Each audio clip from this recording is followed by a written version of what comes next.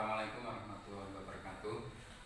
Sebelumnya kami ucapkan banyak-banyak terima kasih kepada pihak Batan Yogyakarta yang mana pada tahun 2019 kita mempunyai vakum evaporator yang ada di Lab Fisika UIN Malang, di mana pada tahun 2019 tersebut alat kita vakum evaporator ini ada gangguan, mengalami kebocoran, dan pada saat itu kita ada kerjasama MOU dengan pihak Batan antara Fakultas Sains dan Teknologi UIN Malang dengan Batan Yogyakarta. Nah, di dalam isi dari MOU tersebut kita ada beberapa kesepakatan termasuk juga salah satunya adalah apabila ada alat-alat riset kita yang mengalami kerusakan dan salah satu pihak bisa membetulkan, maka kita bisa melakukan kerjasama tersebut.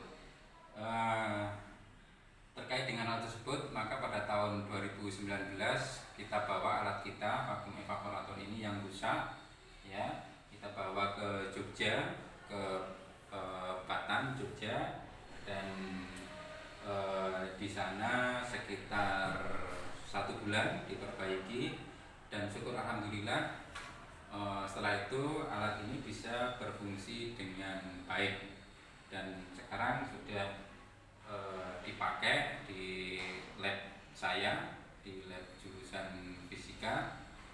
Ini sudah beberapa kali kita pakai untuk penelitian, namun pada saat pandemi COVID ini memang beberapa mahasiswa tidak bisa menggunakan karena terkendala SOP untuk masuk di dalam lab di Fakultas Sains dan Teknologi karena masalah prosedur COVID.